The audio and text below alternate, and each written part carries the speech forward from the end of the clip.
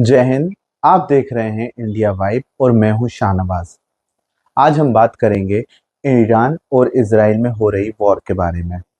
ये वॉर 12 और 13 की दरमियानी रात में इजराइल की तरफ से शुरू हुई। इजराइल का आरोप था कि ईरान न्यूक्लियर एनर्जी से मिसाइल बना रहा है, जिससे कि इजराइल को इस पे भविष्य में बड़ा खतरा होने की संभावना है।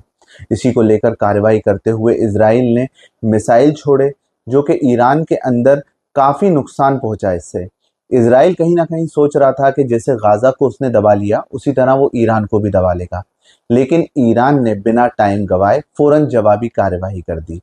हालांकि जो इजराइल का डिफेंस सिस्टम है वो काफ़ी स्ट्रॉन्ग था। आयरन डोम उनका डिफेंस सिस्टम है, जो कि इजराइल की तरफ से ईरान की तरफ से आ रही मिसाइल और ड्रोन को 99% एक्यूरेसी से गिरा रहा था, जिससे कि इजराइल को कोई भी नुकसान नहीं पहुंच रहा था। लेकिन इजराइल की तरफ से जो कार्रवाई की जा रही थी, ईरान में कई मासूम लोगों की उससे जान गई। हालांकि ये आंकड़ा अभी आधिकारिक नहीं है, लेकिन जो मीडिया सोर्सेस और सोशल मीडिया से पता चल रहा है 200 लोगों से ज़्यादा वहां पर लोगों की जान चली गई है और 1300 से ज़्यादा लोग घायल हैं।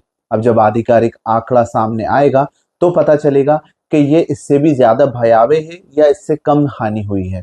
हालांकि इजराइल का जो आयरन डोम सिस्टम है वो ईरान ने कहीं ना कहीं उसकी जो एक्यूरेसी है वो काफ़ी कम कर दी है। ईरान की तरफ से लगातार 5000 से ज़्यादा मिसाइल और ड्रोन छोड़े गए, जिससे उसकी एक्यूरेसी पे असर पड़ा। जो पहले 99% एक्यूरेसी थी वो अब 94-95% एक्यूरेसी हो गई है, जिससे कि इजराइल के अंदर भी काफ़ी हानि पहुंची है और वहाँ भी काफ़ी सिविलियंस को भी नुकसान उसका झेलना पड़ा है। कल आज सुबह की जो खबर मिली थी, सिविलियन के घर पे एक मिसाइल गिरी, जिससे कि वहां पर 7 लोगों की जान चली गई।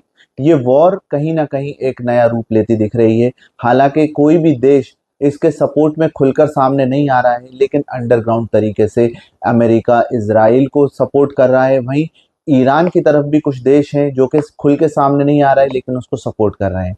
लेकिन पाकिस्तान ने अपने जो 5 ईरान से सटी हुई जो 5 अपनी बॉर्डर हैं उनको सील कर दिया है। हालांकि पाकिस्तान जो पाकिस्तानी है ईरान में रह रहे हैं, उनको आने के लिए पाकिस्तान सपोर्ट कर रहा है कि आप वापस आना चाहें तो कभी भी आ सकते हैं। वहीं जो मिडिल ईस्ट और गल्फ कंट्री हैं, चाहे सऊदी हो ओमान हो, इनका अगर आप पुराना रिकॉर्ड देखेंगे तो भी ये लोग खुलकर सामने नहीं आते। जब गाजा पर अटैक हो रहे थे तो भी इन लोगों ने खुलकर मदद नहीं की। अब ईरान के मामले में भी ऐसा है कि कोई भी गल्फ कंट्री या मिडिल ईस्ट से कोई कंट्री खुलकर सामने ईरान के साथ सपोर्ट के लिए नहीं आ रही है। कहीं ना कहीं अमेरिका का उनको डर है। लेकिन ईरान अपने आप में अकेला एक छोटी कंट्री होके इजराइल के सामने उसकी ताकत बहुत कमज़ोर है, लेकिन उसके बाद भी ईरान जिस तरह से डटा हुआ है ये काबिले तारीफ है। हालांकि ये दोनों देश की जंग कहीं ना कहीं एक नया मोड़ ले रही है। हो सकता है आने वाले समय में ये वर्ल्ड वॉर 3 का रूप ना ले लें, और इससे जो आम इंसान है उनको, दोनों ही देश के आम इंसानों को बहुत ज़्यादा हानि हो रही है।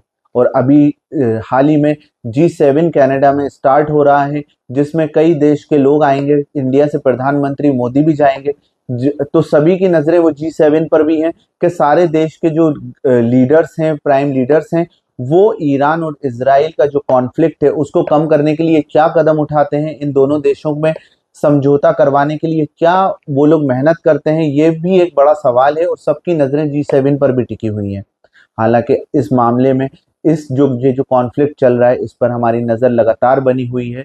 जो भी आगे अपडेट आएगा वो हम आपको देते रहेंगे। आपके भी कोई सवाल है तो वो आप हमारे कमेंट्स में पूछ सकते हैं। और आप देखते रहिए इंडिया वाइड।